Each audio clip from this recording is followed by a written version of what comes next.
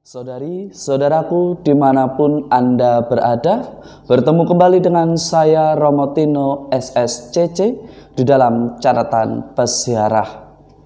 Merdeka, sebuah seruan, sebuah ungkapan akan kebebasan atas anugerah Tuhan yang diberikan kepada kita sehingga kita bebas memiliki negara yang merdeka pula. Tetapi kemerdekaan bukanlah menjadi tolak ukur bagi kita untuk bebas merdeka membenci. Karena kemerdekaan memiliki unsur perjuangan, ketulusan, dan tanggung jawab saat kita menghidupinya. Sebelum kita mendengarkan permenungan dari catatan peziarah, marilah kita membuat tanda kemenangan Kristus. Dalam nama Bapa dan Putera dan Roh Kudus. Amin. Allah Bapa yang Maha Pengasih, dalam diri Putramu, Engkau memanggil setiap orang kepada kemerdekaan yang sejati. Kami bersyukur karena Engkau telah menganugerahkan kemerdekaan kepada negara kami, negara Indonesia. Semoga Engkau selalu melindungi tanah air kami dan jauhkanlah dari segala bahaya peperangan dan bencana alam, dari bahaya konflik antar suku, antar saudara. Biarkanlah hati kami bersatu sebagai bangsa yang bersatu dan merdeka. Dengan perantaraan Kristus Tuhan kami. Amin. Saudari-saudaraku dimanapun Anda berada, merdeka. Kita merdeka. Jika kita benar-benar mau menghayati, menghidupi apa arti kata merdeka. Di dalam bacaan pertama, kemerdekaan kita maknai jika kita bertanggung jawab sebagai RT, RW, lurah, kepala desa, maupun pemimpin di pemerintahan. Dari kitab Putra Sirak kita diingatkan, kita sebagai penanggung jawab di dalam tapuk pemerintahan, mestinya kita pun melaksanakan arti kemerdekaan itu dengan bertanggung jawab. Kitab Putra Sirak memberikan bermacam-macam nasihat kepada kita semua, terutama kita yang mengemban tugas untuk mengembangkan bangsa kita ini. Hendaknya kita penuh tanggung jawab di dalam menunaikan tugas sebagai RT, RW, lurah, wali kota, gubernur, bupati, maupun pimpinan yang paling tinggi di negara kita sebagai seorang presiden.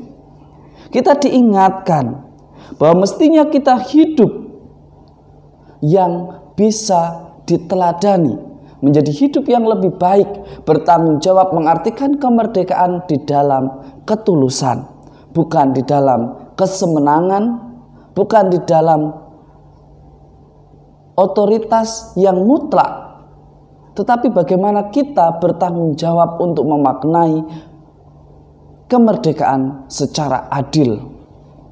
Saudari-saudaraku yang terkasih, hanya dengan mendasarkan pemerintahan kepada yang Tuhan kehendaki, akan tercipta masyarakat yang adil, makmur.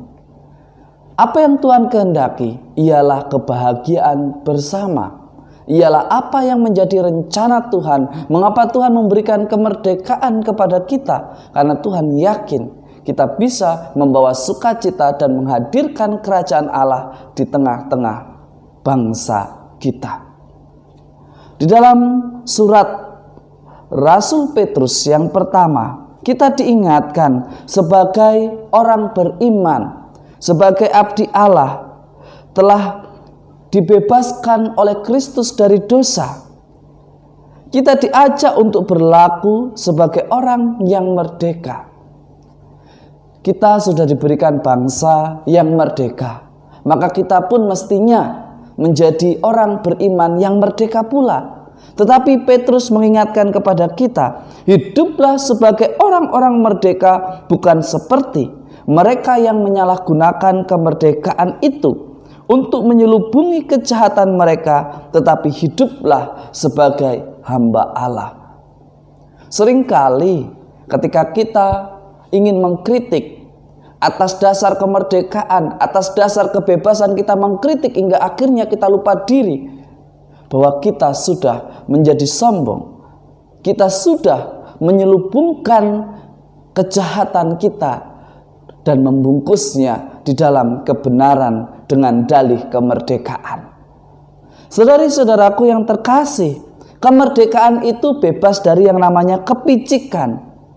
Kemerdekaan itu mestinya bebas dari yang namanya kecemburuan.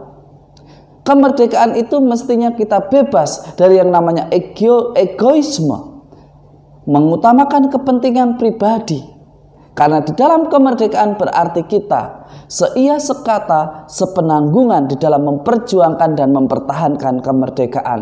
Bukan untuk saya pribadi, tetapi demi kemuliaan Tuhan dan kemakmuran serta keadilan bangsa kita. Ini menjadi pertanyaan refleksi bagi kita. Jika kita sering melakukan ikut demonstrasi, mengkritik pemerintah, mengkritik institusi gerejawi, kita mesti menghayati betul apa artinya kebebasan di dalam kemerdekaan. Bukan kita semau kita melakukan apa yang kita mau, membenarkan apa yang salah hanya karena ingin apa yang ia kehendaki diakui dan diterima oleh pemerintah, gereja, maupun oleh pemerintah negara kita. Saudari-saudaraku yang terkasih, kemerdekaan sejati tidak pernah menyingkirkan, mengasingkan sesama kita, bahkan suku yang lain, karena kita sebangsa dan senegara. Lalu kita sebagai bangsa dan negara, apa yang wajib kita lakukan? Jelas dikatakan di dalam Injil Matius, Yesus menyampaikan dengan jelas. Yesus mengatakan, berikanlah kepada kaisar apa yang wajib kamu berikan kepada kaisar, dan kepada Allah apa yang wajib kamu berikan kepada Allah. Sebagai orang beriman mestinya tidak bertanya lagi, hal mana yang mesti diberikan kepada Tuhan, hal mana yang mesti diberikan kepada pimpinan negara kita. Sebagai warga negara, mestinya kita mematuhi dengan aturan yang ada. Merdeka berarti kita bebas. Kita dalam sukacita, keutuhan, di dalam kerelaan mengikuti segala aturan yang ada. Bukan karena keterpaksaan, karena aturan dibuat demi menjaga stabilitas, kedamaian di dalam hidup bersama. Di dalam hidup menggereja, kita sebagai orang beriman wajar kalau kita mestinya datang ke gereja untuk berdoa, untuk berkumpul bersama, membuat gereja itu menjadi hidup. Merdeka bukan berarti bebas mengkritik tanpa tujuan, bebas mengkritik hanya karena cemburu atau tidak suka dengan perubahan. Merdeka berarti kita terbebas dari unsur-unsur kepentingan pribadi, tetapi semuanya demi kebaikan bersama dan kemuliaan Tuhan. Semoga berkat Tuhan melimpah atas kita semua dalam nama Bapa dan Putera dan Roh Kudus. Amin.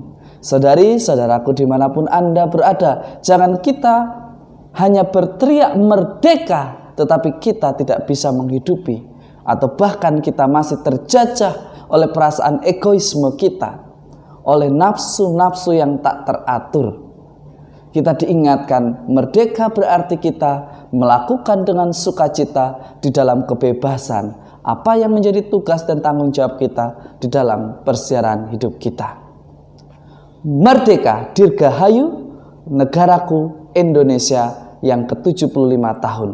Tetap semangat, tetap maju, aku bangga padamu.